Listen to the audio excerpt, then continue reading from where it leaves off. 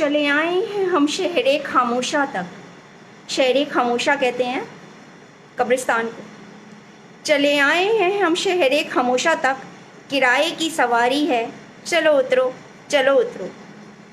गरीबों को भगाया था दिल्ली से तुमने, ये गद्दी अब हमारी है, चलो उतरो चलो उतरो। ताजशाही उतार कर रख दो, नेक बख्शी उतार कर रख दो, ये अदालत है हम गरीबों की, अपनी पगड़ी उतार कर रख दो। ये दिल्ली सरकार को कहा जा रहा है। दिल्ली सरकार से मैं इल्तिजा कर रही हूँ, प्रार्थना कर रही हूँ, दिल्ली सरकार रहम करे। कोरोना से बहुत बुरा हाल है देश का और हम लोग परेशान हो चुके हैं। अस्पतालों में किसी भी तरह एडमिशन नहीं मिल रहा है। किसी की बहुत ज़्यादा जान पहचान है तभी उसको अस्पताल अदरवाइज नहीं किया जा रहा। तो बहुत कुछ लिख रही थी मैं, बैठी बैठी कलम चल रही थी और मैं लिखती जा रही थी। ये तब की भी बात है जब केजरीवाल जी ने ये कह दिया था कि दिल्ली में, दिल्ली के बाहर के लोगों का इलाज नहीं होगा। तभी मैंने कुछ लाइनें लिखी थी, मैं पढ़ के सुनाती हूँ। जब उत्सव कोई आ जाए आप रिश्तेदारी निभाएं और दिल्ली में आ जाएं। जब उत्सव कोई आ जाए आप रिश्तेदारी निभाएं और दिल्ली में आ जाएं। भूले से भी ना पड़ना बीमार देखना, भूले से भी ना पड़ना बीमार देखना। अब आपकी बनी है सरकार, देखना आपकी बनी है सरकार। आप मतलब आपकी सरकार कैसे चमकेगी ये दिल्ली हमार देखना, रहना सीमा से पार तुम हमार देखना। खैर अब एलजी साहब ने वो तो सीमा हटा दी है। अब एलजी साहब के हिसाब से अब दिल्ली में कोई भी बीमार पड़ता है, चाहे वो दिल्ली का नहीं है, उसका होगा सिस्टमेटिकली इलाज होगा। और आज तो अमित शाह जी के साथ जो मीटिंग हुई उसमें भी ये वादा किया गया है कि और भी बेड बनाए जाएंगे, वेंटिलेटर्स का इंतजाम किया जाएगा, क्वारंटाइन सेंटर्स बनाए जाएंगे और जगह जगह जाकर लोगों का होगा। और बहुत सारी चीजें हैं जो दिल्ली सरकार ने अनाउंस की हैं, करनी पड़ी क्योंकि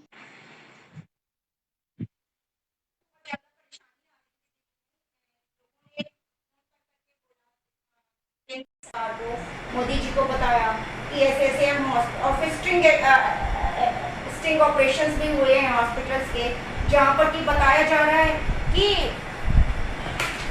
वहाँ पर अगर तुम्हें एडमिशन लेना है तो इतने लाख रुपए लेकर आओ, वरना एडमिशन नहीं होगा हॉस्पिटल्स में। और सबसे बड़ी बात, अगर किसी ने इंश्योरेंस करा रखा है तो इंश्योरेंस पॉलिसी भी नहीं चल रही है। लोग तो डबल मार खा रहे हैं क्योंकि इंश्योरेंस पॉलिसी काम नहीं कर रही और पहले से ही पैसे एडवांस में रखवाए जा रहे हैं। अगर तुमको जनरल वार्ड में रखा जा रहा है तो 5 लाख रुपए लेकर आओ, अगर आपको आईसीयू में रखा जा रहा है तो 7 लाख रुपए लेकर आओ। कोई कोई हॉस्पिटल 10 लाख 12 लाख रुपए तक भी मांग रहे हैं। तो इतनी ज़्यादा परेशानी, एक तो कोरोना इतनी महामारी जिससे कि हर एक बंदा वैसे ही डर जाता है, ऊपर से मीडिया में केजरीवाल जी जो लगा कर बोल रहे हैं कि जुलाई तक 3 लाख केस आ जाएंगे, 4 लाख केस आ जाएंगे, उससे ज़्यादा दिल दहल रहा है। फिर उसके बाद जो हम वीडियोस देख रहे हैं जिसमें ये दिखाया जा रहा है कि हॉस्पिटल्स में मरीज हैं, बेड पर पड़े हैं और इधर बेड पे डेड बॉडीज पड़ी हैं, बेड के नीचे डेड बॉडीज पड़ी हैं और ना बीमार हो तो बंदा बीमार हो जाए। और किसी ने तो वीडियो डाल रखी है कि मेरे फादर है एडमिट, वहाँ पर पंखा नहीं चल रहा। एक का बताया किसी को ले गए, 9 मंथ प्रेग्नेंट लेडी को ले गए और उसको बता दिया पॉजिटिव बता दिया। वहाँ पर जाकर जब टेस्टिंग हुई तो पता लगा नेगेटिव है। 2 दिन बाद उस लेडी ने बर्थ दिया बच्चे को, खुद डॉक्टर है वो लेडी। तो और उसके हस्बैंड कर्नल है मिलिट्री में।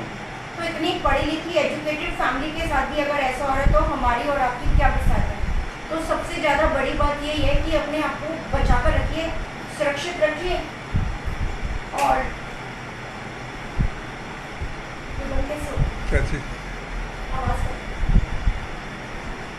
सुरक्षित रखिए अपने आप को और कोशिश करिए कि अपने आप को सैनिटाइज करते रहें। सैनिटाइजेशन का ध्यान रखिए, हाथ अपने धोते रहिए, भीड़ भाड़ वाली इलाकों में मत जाइए। और बस सबसे अच्छा यही है कि अपने आप को सुरक्षित रखिए, क्योंकि हम ऐसे में किसी का भी भरोसा नहीं कर सकते। ना तो हम किसी सरकार का भरोसा कर सकते हैं, ना हम किसी हॉस्पिटल का भरोसा कर सकते हैं, ना हम किसी डॉक्टर का भी भरोसा नहीं कर सकते, क्योंकि जो स्टिंग ऑपरेशन हुआ है उसमें बड़े बड़े हॉस्पिटल्स के हाल देख लिए हमने, बड़े बड़े डॉक्टर्स को हमने पैसे मांगते हुए देख लिया। तो इस समय तो अगर आप जितना कोरोना से बचे रहेंगे, महामारी से बचे रहेंगे, उतना ही ज़्यादा सही रहेगा।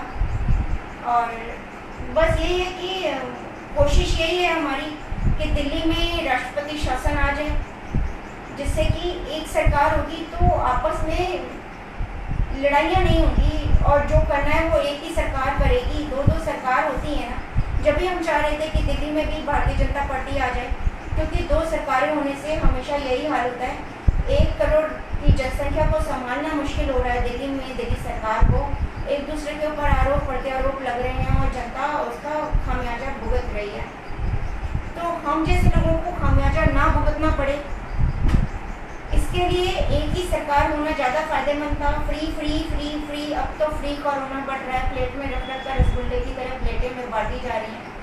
और कोई बड़ी बात नहीं, जिस रफ्तार से कोरोना फैल रहा है दिल्ली में, तो घर घर में कोरोना आएगा। और जब तक इसके लिए हमारी इम्यूनिटी डेवलप नहीं हो जाती, हमारे शरीर में इतनी पावर, जब फ्लू आया था शुरू में, जब 1919 में फ्लू आया था, तब वो भी ऐसी महामारी महाकाल के रूप में आया था। तब तो इतना मीडिया भी नहीं था, पता भी नहीं लगता था लोगों को कि क्या करना चाहिए, क्या नहीं करना चाहिए, कैसे इससे बचा जाए। बहुत सारी मेडिसिन नहीं थी, बहुत सारा डेवलपमेंट नहीं था, बहुत सारी जानकारियाँ नहीं थी लोगों के पास। तो बहुत लोग मरे थे, अकाल मृत्यु हुई थी, लाखों लोग उससे मरे थे। लेकिन धीरे धीरे हम लोगों के अंदर इम्यूनिटी आ गई फ्लू को फाइट करने की। अभी भी फ्लू से बहुत लोग मरते हैं, अभी तक 100 साल के बाद भी, लेकिन हम लोगों के अंदर इम्यूनिटी इतनी ज़्यादा डेवलप हो चुकी है फ्लू के अगेंस्ट कि हम लोग फाइट कर सकते हैं इससे। तो हमारी बॉडी में एक इनबिल्ट फाइटर होता है जो कि इन वायरसेस से लड़ता है, क्योंकि वायरस का कोई इलाज ही नहीं है, वायरस का हम कोई मेडिसिन बना ही नहीं सकते, एंटीवायरस कोई ड्रग है ही नहीं।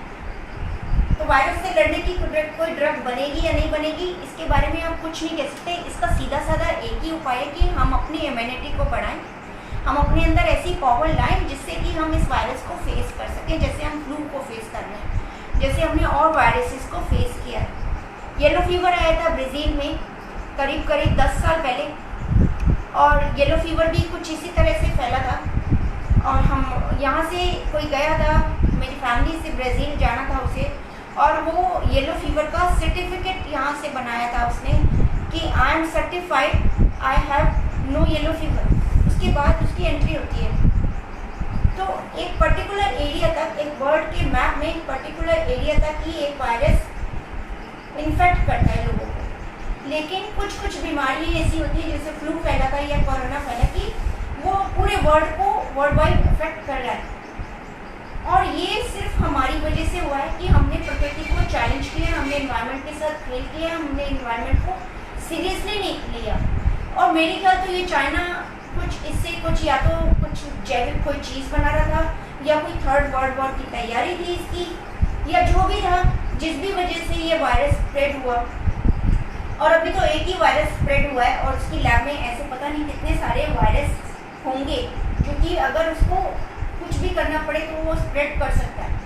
क्योंकि वहाँ की जो लैब है ना चाइना की, जो जहाँ पर ये सारी बीमारियों के लिए, इलाज के लिए और बहुत सारा ट्रीटमेंट के लिए सब काम होता रहता है, बायो जो इनकी लैब है वो बहुत बड़ी लैब है, और उसमें बहुत कुछ होता रहता है। मैंने सुना है बहुत सारी वायरसेस के ऊपर उसमें काम चलता रहता है। उन लोगों ने बहुत सारे वायरसेस इकट्ठे कर रखे हैं। इसके ऊपर बहुत सारे जोक्स भी आ चुके हैं। अभी मैंने एक जोक पढ़ा कि कोरोना आया और उसको एक वो जो टिड्डी थी, टिड्डी उड़ती हुई टिड्डी खा गई, और उसको साइक्लोन लेकर चीन चला गया उन टिड्डियों को, और चीनी उन टिड्डियों को पकाकर खा गए। तो यानी कि चीन से आया हुआ वायरस चीन में ही खत्म हो गया। तो लोग एक तरह से इस पर काम कर रहे हैं दिमाग से, और इससे डिप्रेशन कितना ज़्यादा फैल रहा है।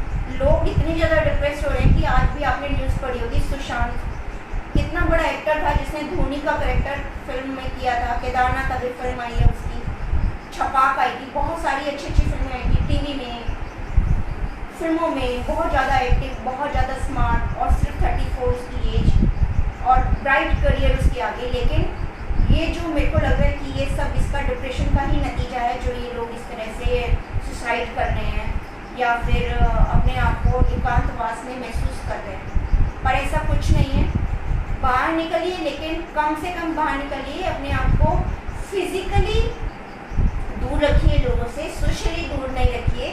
सोशली आप बिल्कुल एक साथ रहिए। और इम्यूनिटी बढ़ाने के लिए जो भी ड्रग्स आपको बताई जा रही हैं, जो भी चीज़ें आपको बताई जा रही हैं, आप उनका ध्यान रखिए। इम्यूनिटी ड्रिंक बनाते रहिए। इसके लिए मैंने आपको, देखिए मैंने यहाँ पर कुछ चीज़ें हैं जो मैं आपको बताऊँगी, जो आपके घर में है और आपने सुना भी होगा। ये एक बाट होती है, पेड़ की छाल होती है, दालचीनी। बहुत ज़्यादा सूंघने से बहुत ज़्यादा, इससे बहुत ज़्यादा फ़र्क पड़ता है और ये बहुत ही अच्छी इसकी स्मेल होती है। कहते हैं कि खाली सूंघने से ही आपकी बहुत सारी इंद्रियां इससे खुल जाती हैं। अगर आप इसको रोज़ सवेरे उबाल कर पीते हैं, खाली इसका एक टुकड़ा इतना सा तोड़ के चाय में डाल लीजिए। ज़्यादा नहीं डालना आपको, सिर्फ इतना सा टुकड़ा चाय में डालने का रोज़ का आदत बना लीजिए, या अपनी सब्जी में या किसी भी चीज़ में डालिए और सुबह में आप इसका काढ़ा बना कर दीजिए। तो इससे आपको बहुत फ़ायदा होगा। और ये जो दालचीनी है, ये सिर्फ आपको अभी कोरोना वायरस से ही नहीं इसका छुटकारा दिलाएगी, बल्कि इसमें बहुत सारी प्रॉपर्टीज़ हैं। और एक बहुत बड़ी प्रॉपर्टी जिसके लिए सारी जनता बहुत ज़्यादा परेशान रहती है कि हम लोग बहुत ज़्यादा मोटे होते जा रहे हैं, पेट निकलता जा रहा है, तो उसका इलाज बहुत अच्छा है इस दालचीनी में। इस दालचीनी को आप उबालेंगे और इसको रोज़ पिएंगे तो 2-3 महीने में ही आपको अंदर से स्फूर्ति आएगी, बदन में खुलापन आएगा, क्योंकि आपका वेट कम होना शुरू हो जाएगा। कई लोगों ने तो 10-10 किलो वेट कम करा है इस दालचीनी, खाली दालचीनी की वजह से, नो एक्सरसाइजेस। तो ये दालचीनी, ये बहुत सारी हर्ब्स हमारी किचन में ऐसी होती हैं जो कि हमें बहुत सारी बीमारियों से छुटकारा दिलाती हैं।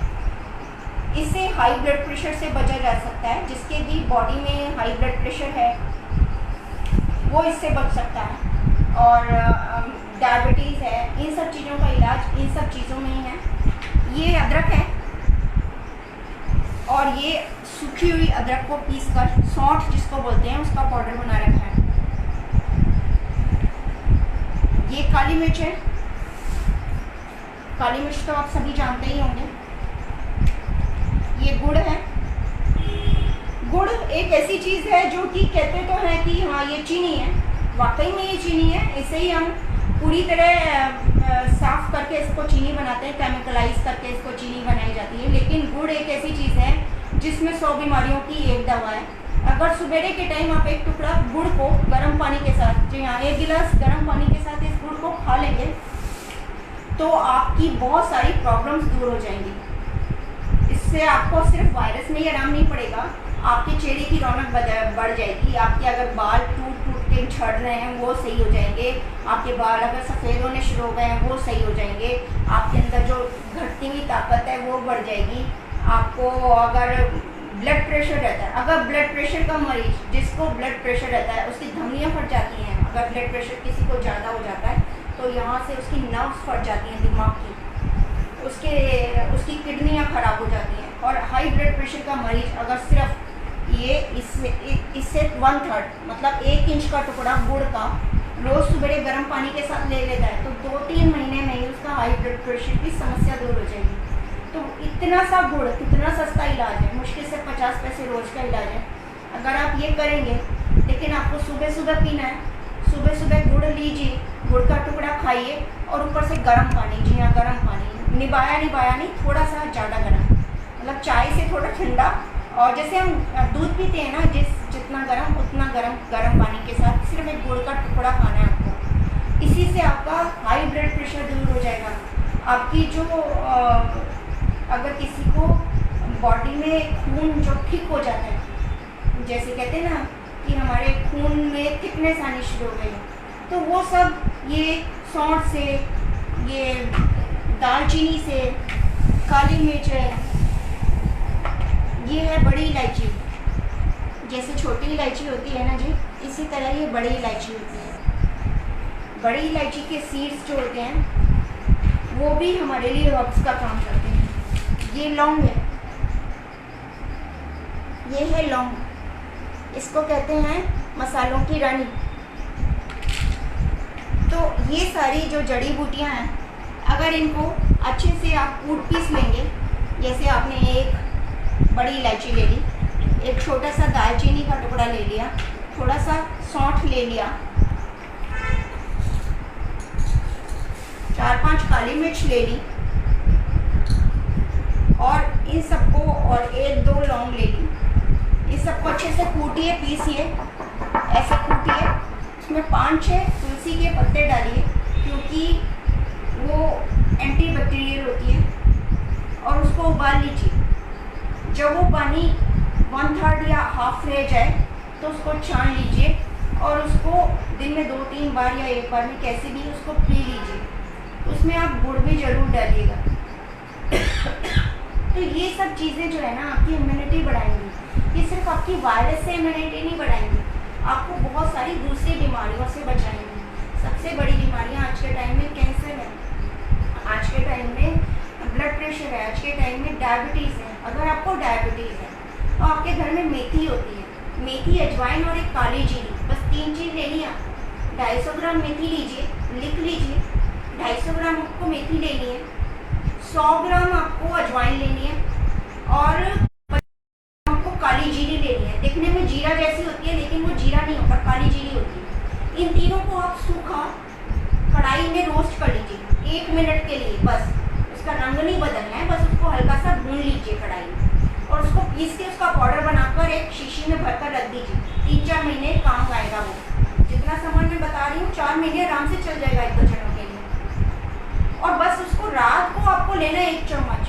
रात को खाना खाने के 1 घंटे बाद 1 चम्मच, एक छोटी चम्मच आपको गर्म पानी से, जी हाँ, एक छोटी चम्मच आपको गर्म पानी से पीना है। वो पहले उसको पाउडर को डाल लीजिए मुँह में और 1 गिलास गर्म पानी ले लीजिए। तो उस गर्म पानी को पीने के बाद आप सो जाइए।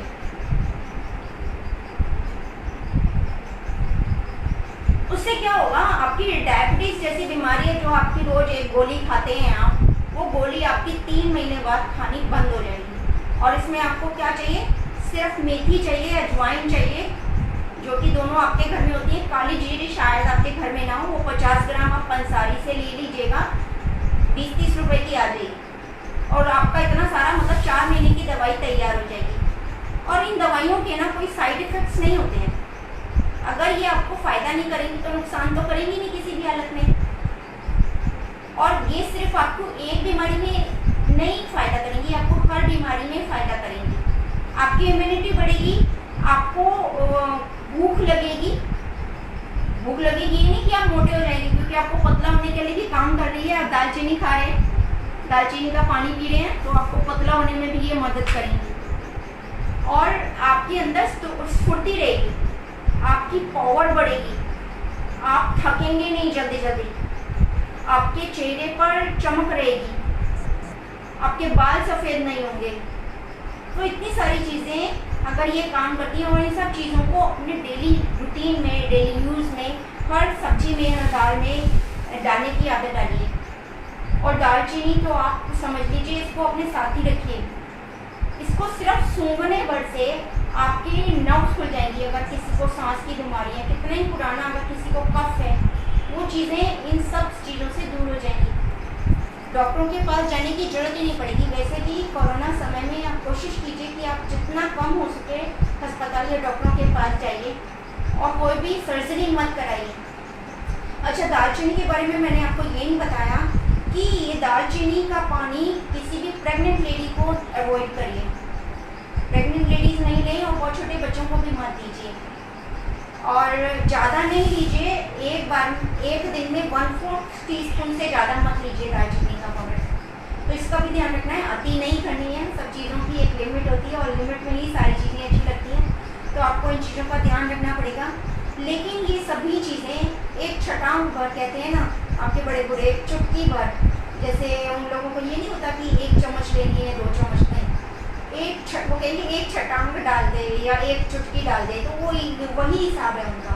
ये सारी चीज़ें एक एक चुटकी, जैसे एक चुटकी लौंग का पाउडर, एक चुटकी सौंठ का पाउडर, एक चुटकी दालचीनी का पाउडर, एक चुटकी काली मिर्च का पाउडर और एक डली गुड़ की और 3-4 तुलसी की पत्तियाँ।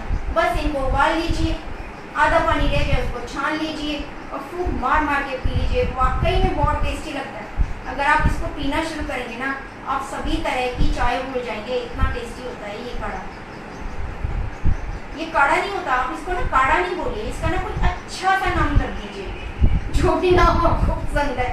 पता ही क्या होता है, कई बार ना काढ़े के नाम से ना हम लोगों को एलर्जी होती है, एड्स हो जाती है। नहीं यार, काढ़ा, हम कोई बीमार है जो काढ़ा पिए, तो इसका ना एक एनर्जी ड्रिंक का नाम रख दीजिए। इसका नाम रखिए एनर्जी ड्रिंक। क्या रखेंगे? बोलिए बोलिए, एनर्जी ड्रिंक। इसको बोलिएगा एनर्जी ड्रिंक, कि हम इसको एनर्जी ड्रिंक बना रहे हैं और एनर्जी ड्रिंक को पी रहे हैं। बताओ घर में किस किस को पीना है, तो सबकी आंखें उठ जाएंगी एक बार एनर्जी ड्रिंक के नाम से। अच्छा चलो मेरी भी बना देना, अच्छा चलो मेरी भी बना देना। और एक दिन आप बनाइए और अगले दिन के लिए सबका नंबर लगा दीजिए, आज तेरी बारी और आज तेरी बारी। तो सबको रहेगा कि हाँ आज ये इसको बनाना है, आज इसको बनाना है, तो रोज के हिसाब से बनता भी रहेगा और सारे इकट्ठे बैठकर पियेंगे तो पिया भी जाएगा। तो इस चीज़ का ध्यान रखिए, अपनी इम्यूनिटी बढ़ाते रहिए और खट्टी चीज़ों का सेवन कीजिए। खट्टी चीज़ें जैसे कि नींबू का रस, आम आ रहे हैं आजकल, तो आम का पन्ना बनाकर पिया जा सकता है। कच्चे आम को मिक्सी में डालिए, उसका गूदा निकाल के छील के काट के मिक्सी में डालिए, तो उसमें 3-4 पुदीने की पत्तियाँ डालिए, नींबू का रस डालिए और चीनी डालिए जरा सी, जरा सा नमक, काला नमक डाल दीजिए। भुना हुआ जीरा डालना है, भुना हुआ जीरा डाल दीजिए। आई नहीं रही इसमें, मेरी गर्दन से ऊपर आ रहा है। तो बस यही सब डालना है आपको और उसका पन्ना बनाकर पी जाइए। नींबू का रस पी लीजिए। और अगर कोई और खट्टे फल आपके पास आ रहे हैं, कीवी आ रही है या फिर आम, पका हुआ आम भी आप खा सकते हैं। संतरे तो आजकल आ नहीं रहे, लेकिन संतरे की फैमिली की मौसमी आ रही है, मौसमी नहीं रही तो मौसमी खा सकते हैं। वरना एक नींबू बहुत होता है वैसे खट्टे के लिए, पूरा आपका विटामिन सी हो गया उसमें। और थोड़ी देर धूप का भी मजा लीजिए। गर्मी में धूप का मजा कैसे ले वर्षा जी, हम मारोगे हमको लेकिन नहीं, मरेंगे नहीं आप। थोड़ा सा धूप में थोड़ा सा टहल आइए, छत पर टहल आइए, चक्कर लगाइए, थोड़ा सा बाहर बरामदे में घूम लीजिए। 5-7 मिनट की धूप लगना शरीर के लिए बहुत अच्छा है, वो सारे वायरसेस आपके किल कर देगी। तो ये चीज़ भी जरूर ध्यान रखिएगा।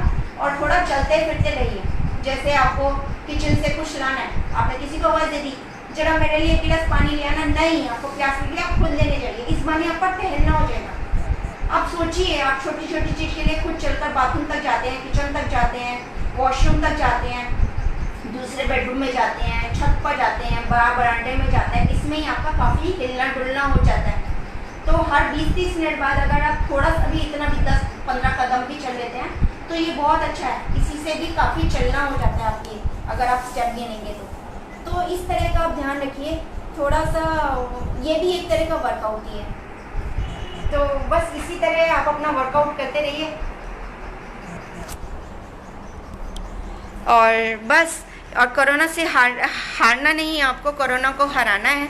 अच्छे काम करते जाइए और सोशल डिस्टेंसिंग बिल्कुल नहीं रखिए, फिज़िकल डिस्टेंसिंग रखिए। मैं बार बार कह रही हूँ, अपने दोस्तों से, रिश्तेदारों से फ़ोन पे बात करते रहिए और घर में ना किसी को बुलाइए, ना किसी के घर जाइए।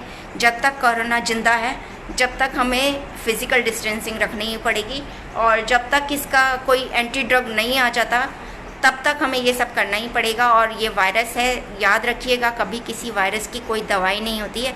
बस हमें अपने शरीर को इस लायक बनाना है कि हम इसका सामना कर सकें। तो बस यही है। और देवराज जी, यूवी जी कह रहे हैं दिल की बीमारी है जिसको उसके साइड इफ़ेक्ट तो नहीं होंगे। दिल की अगर किसी को बीमारी है तो उसके साइड इफ़ेक्ट इसमें किसी भी चीज़ के नहीं होंगे। लेकिन अगर कोई वो लेडी है और प्रेग्नेंट है तो उसे दालचीनी नहीं लेनी है, लौंग नहीं लेनी है ज़्यादा।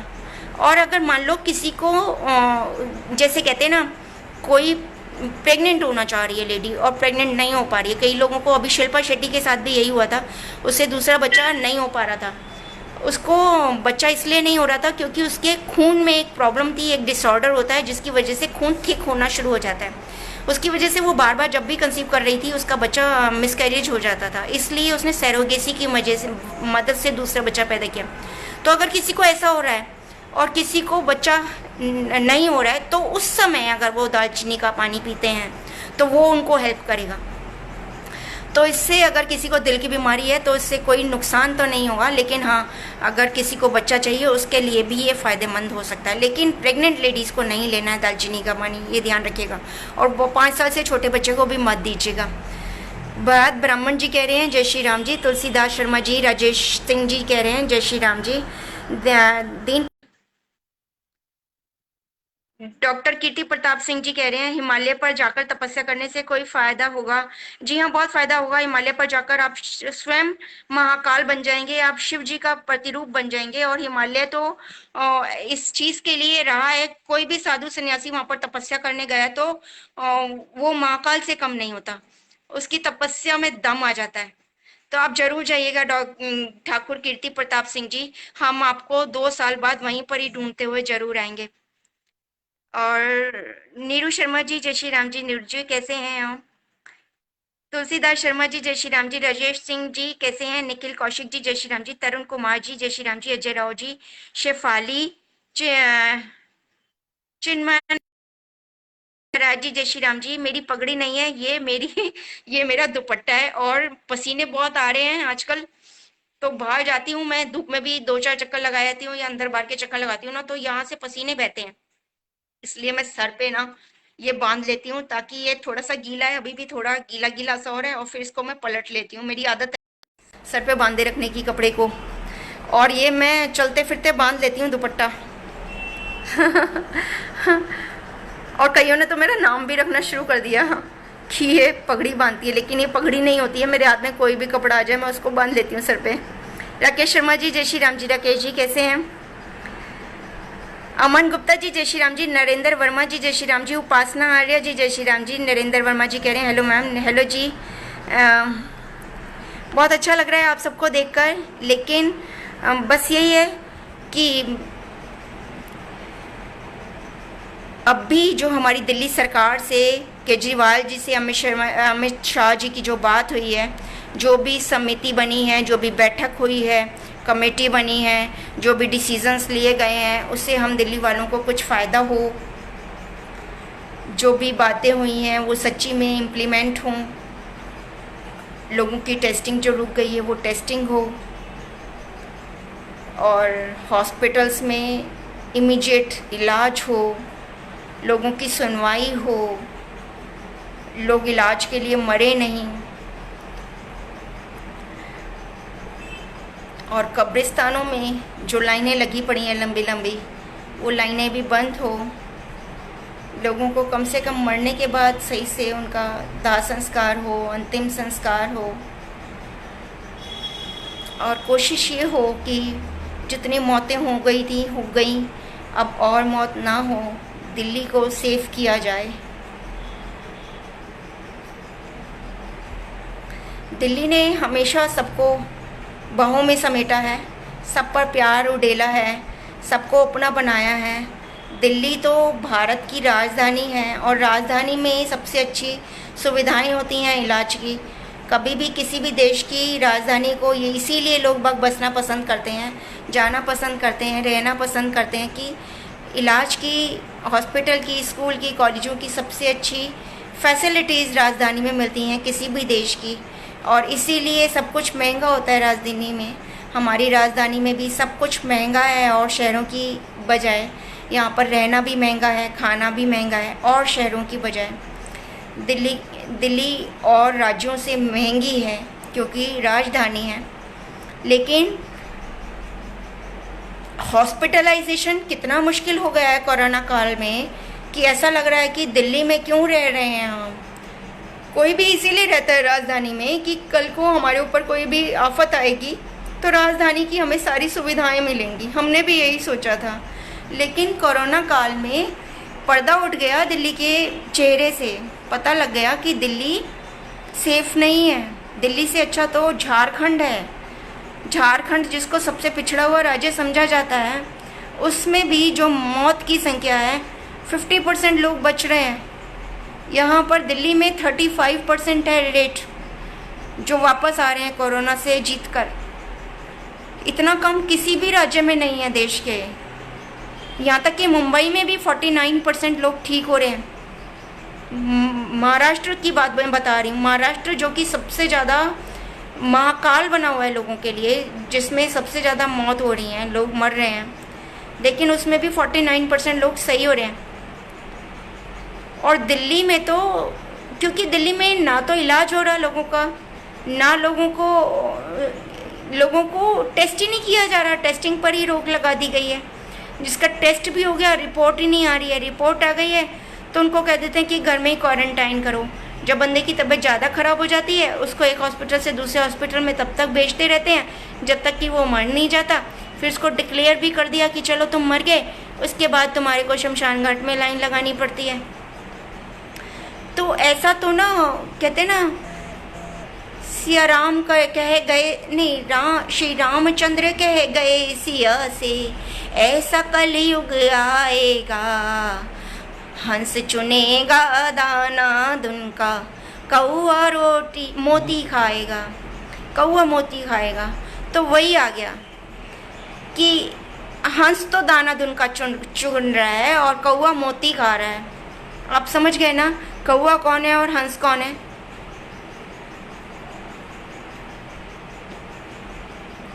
कभी भी हम सभ्य नागरिक हैं देश के, हमें वोटिंग का अधिकार है। और हमारे देश में जो वोटिंग की एज है, एडल्टनर की, हमारे एडल्ट होने की जो एज है वो 18+ है।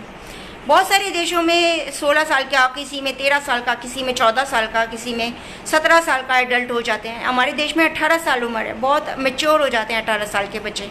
उसके बाद भी हम लोग अपनी वोटिंग का सही इस्तेमाल नहीं कर पाते। जब भी हम वोट करने जाते हैं, हमें यही नहीं पता होता कि कौन कौन कैंडिडेट खड़े हो रहे हैं, उनकी क्या स्थिति है, उन्होंने पहले कुछ काम करा है, नहीं करा है, उनकी एज कितनी है, उनकी हेल्थ कैसी है, उनकी वेल्थ कैसी है। जैसे हमारे यहाँ पार्षद हैं, उनकी हेल्थ ही ऐसी नहीं है कि वो बाहर आएँ, लोगों को देखें, संभालें। किसी की एजुकेशन नहीं है किसी के पास। तो ये सब देखे बिना लोग बाग वोट दे देते हैं, और वोट देने का नतीजा यही होता है जो दिल्ली में सरकार बनी हमारी। और ज़्यादातर स्लम के लोग, मजदूर लोगों ने, जिन्होंने वोट किया, जिन्होंने सरकार बनाई, फ्री के लालच में आकर बना दी। तो फ्री का कोई 150 रुपये का जो लालच करेगा बिजली के लिए, या फ्री की बस की टिकट के लिए, कितने का लालच कर लिया उसने, 100 रुपये महीने का, 150 रुपये महीने का। उसके लिए उसने सरकार बना दी, उसने देश का भविष्य नहीं देखा। उसने ये नहीं देखा कि कल को बाढ़ आ गई, महामारी आ गई, या कोई अकाल आ गया, भूचाल आ गया, तूफान आ गया, तो क्या होगा। भागे ना वो लोग, एक बार तो वो भाग भी गए। अब वहाँ पर भी इतनी जल्दी उन लोगों को कोई रोज़गार नहीं मिल रहा। अब वो लोग क्या कर रहे हैं, वो वापस आ रहे हैं। वापस भी क्या करेंगे वो लोग जो आएंगे ना, वो जैसे जो दिल्ली से मजदूर गए हैं, वो दिल्ली नहीं आएगा वापस, ये भी शर्त दिया है। उसमें से 80% लोग जो जिस शहर से गए हैं उस शहर में नहीं आएंगे। क्यों नहीं आएंगे? क्योंकि सब लोगों ने उनको या तो एडवांस दे रखा है, या फिर कोरोना समय भी लोगों ने उनको 20%, 25%, 30%, 80%, किसी ने 100% उनको सैलरी भी दी है, क्योंकि सरकार ने भी कहा था और उन लोगों को ये भी लग रहा था कि भाई आगे भी तो इनसे काम कराना है और ये करेंगे। लेकिन वो मज़दूर एक हाथ से जिससे मेरी बात हुई है, उन लोगों ने कहा है अब हम उस जगह वापस नहीं जाएंगे। बहन जी, हमें तो काम किसी भी स्टेट में मिल जाएगा। अब हम जहाँ पर भी काम करेंगे हमें वापस खाना चाहिए, वापस पैसे चाहिए, और हमने जिनसे वो पैसा ले रखा है एडवांस, हम उसको चुकाने की हालत में नहीं है। तो जो भी मज़दूर या जो भी लोग गए हैं जिस राज्य से, वो उस राज्य में वापस नहीं जाएंगे, वो दूसरे राज्यों में जाएंगे, इस बात की भी गारंटी है। और वो लोग वापस जाएंगे दूसरे राज्यों में, और फिर क्या गारंटी है कि उनकी वजह से और कोरोना फैलेगा नहीं। तो कुछ भी हो सकता है, हालात बेकाबू फिर से हो सकते हैं। तो अपने आप को सुरक्षित रखना ही सबसे ज़्यादा बेहतर इलाज है। ये मत सोचिए कि इसकी वजह से हुआ, उसकी वजह से हुआ, या हम किसी को कोसें या किसी के ऊपर तोहमत लगाएं। जब सबसे पहले मैंने गाड़ी चलाना सीखा था मैंने अपने हाथ में गाड़ी की चाबी ली थी, तो मुझे ये बताया गया था कि ये सोचकर गाड़ी को चलाना कि सामने वाला अंधा है। जी हाँ, मुझे ये बताया गया था कि आजू बाजू आगे पीछे जो भी आपके गाड़ी चला रहा है, ये समझ के गाड़ी चलाना कि वो सब अंधे हैं, तब आप गाड़ी सही से चला पाओगे। यानी कि आपको किसी पर ट्रस्ट नहीं करना कि उसने हॉर्न नहीं दिया, उसने हमें अवॉइड नहीं किया, उसने लाइट नहीं जलाई, उसने बताया नहीं उसे किस तरफ टर्न करना है या कब वो गाड़ी रोक देगा। तो इस तरह हम जब किसी को गाड़ी चलाना सिखाते हैं या सीखते हैं, इसी तरह हमें अपने जीवन की गाड़ी चलानी है। हमें अपने आप को खुद बचाना है, ये समझ के कि आजू बाजू आगे पीछे सबको कोरोना है और हमें उससे बचना है। और हमें चाहे कुछ भी हो जाए, हम उसकी तोहमत किसी पर नहीं लगा सकते, न लगाएंगे, क्योंकि गलती हम में थी, हम खुद नहीं बचा पाए अपने आप को। जब हम ऐसा सोचेंगे, ना तो हमारे अंदर डिप्रेशन आएगा, ना ही हम किसी वायरस की चपेट में आएंगे, क्योंकि हम सावधानी पूरी बरतेंगे। और भी अगर आपको इस तरह की कोई घरेलू दवाई पूछनी हो, अगर मैंने वो आजमा रखी हो तो मैं आपको ज़रूर बताऊंगी। अगर किसी को घर में रहते ही रहते, छोटे घर हैं, किसी के कमरे में रह रहे हैं और चलने फिरने की टहलने की जगह नहीं है और बदहजमी वगैरह भी हो जाती है, कुछ ऐसा हो जाता है, खाना पीना नहीं पचता है, तो जब भी आप दूध उबालें तो उसमें थोड़ी सी 2-3 चुटकी सौंफ डाल दें, या फिर अपने पानी में सौंफ डाल दें, एक इलायची और थोड़ी सी सौंफ डाल दें। उससे क्या होगा, आपको बदहजमी नहीं होगी, आपको अफारे नहीं आएंगे, आपको गैस नहीं बनेगी, इस तरह की नहीं होंगी बीमारियां आपको। क्योंकि कब तक कोई सौंफ की फंकी लगाएगा। पानी भरा अपने बॉटल में, जैसे ये मेरी बॉटल है, इसमें नीचे सौंफ डाल रखी है। अब जब भी मैं पानी पीऊँगी, इसमें से खोल के इसको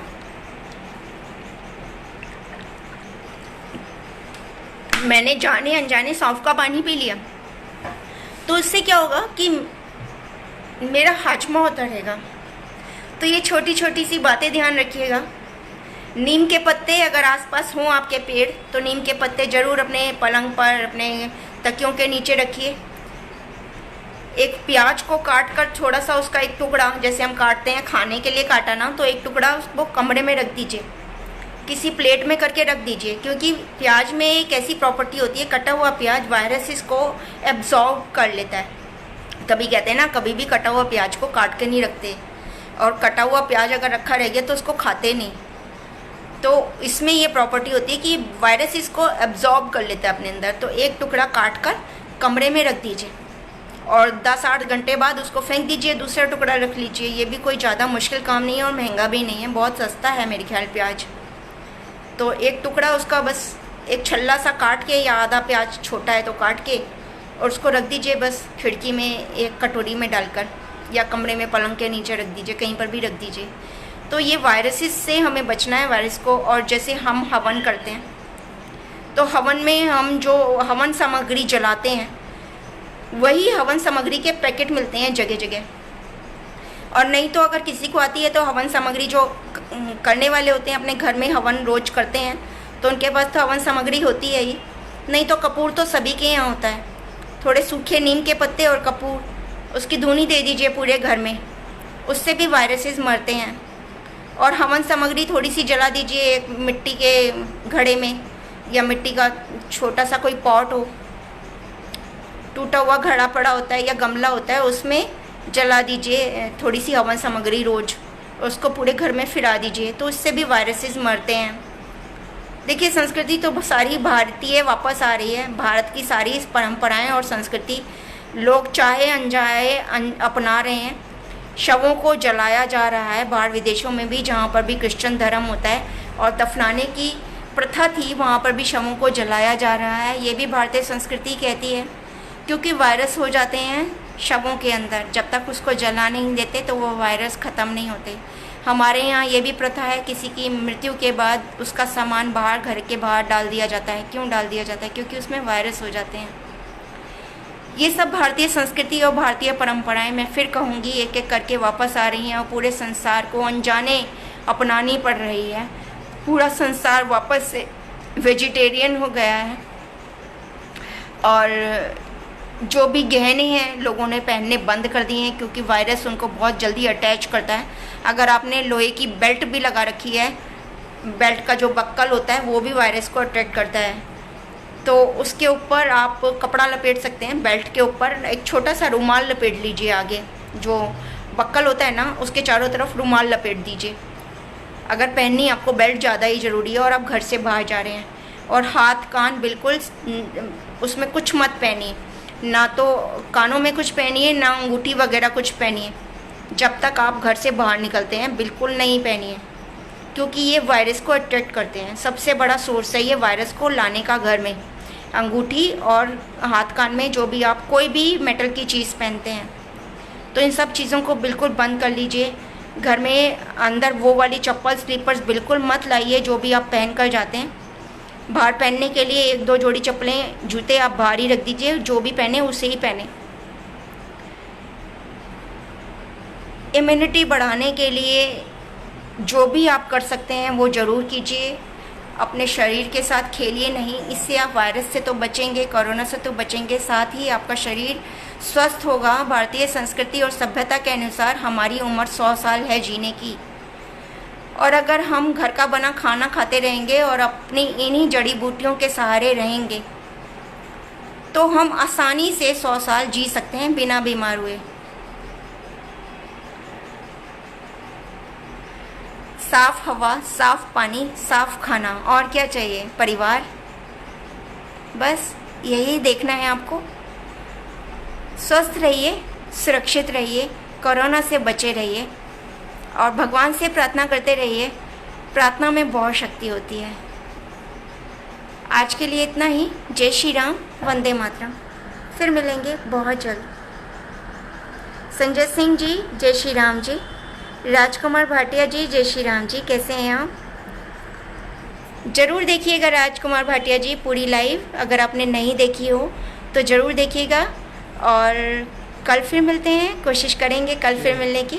शेयर ज़रूर कीजिएगा, जितना आप शेयर करेंगे लोगों को बताएंगे कि कोरोना से लड़ने के लिए हमें किसी दवाई की ज़रूरत नहीं है, क्योंकि वायरस की कोई दवाई होती ही नहीं, किसी वायरस की दवाई आज तक बनी ही नहीं है। और सिर्फ हमें इसके खिलाफ अपनी बॉडी की इम्यूनिटी बढ़ानी है, अपनी बॉडी को तैयार करना है इससे लड़ने के लिए। और उसके सारी चीज़ें मैंने दिखाई हैं और बताई हैं। अगर आप इसको शेयर करेंगे तो और बहुत सारे लोगों का फ़ायदा हो जाएगा। और इसके लिए अगर आपको आसन बताए जाएं, आसन मैं परसों तरसों एक दिन बता चुकी हूँ बहुत सारे। और अगर आप चाहें कि मैं आपको डायबिटीज़ के लिए या आपको हाई ब्लड प्रेशर के लिए, इन सब चीज़ों के लिए भी अगर सिंपल आसान आसन बताऊँ, प्राणायाम या फिर यौगिक मुद्राएं अगर आपको बताऊं, अगर आप सीखना चाहें तो आप नीचे कमेंट में ज़रूर लिखिएगा। मैं आपको बिल्कुल आसान 1 या 2 आसन इन बड़ी बीमारियों के लिए बताऊंगी, जिससे कि आप सुरक्षित रहेंगे घर में ही रहकर। ये सारी जड़ी बूटियां ना सिर्फ आपको वायरस से बचाएंगी, बल्कि आपको कैंसर जैसी चीज़ों से भी बचाएंगी। जो मैंने आपको दवा बताई थी मेथी, अजवाइन और काली जीरी की, ये कैंसर के लिए भी बहुत ज़्यादा उपयोगी दवाई है। इससे आप कैंसर तक से भी बच सकते हैं। लेकिन आपको सिर्फ खाना खाने के, रात को खाना खाने के 1 घंटे बाद उसको 1 छोटी चम्मच लेना है गर्म पानी से, और उसके बाद कुछ नहीं खाना है और सो जाना है। 3 महीने तक लगातार ये करना है। गर्मी हो, सर्दी हो या फिर बरसात, किसी भी मौसम में आप ऐसा कर सकते हैं। तो स्वस्थ रहिए, सुरक्षित रहिए, अपने आप को बीमारी से लड़ने के लिए तैयार करिए। एक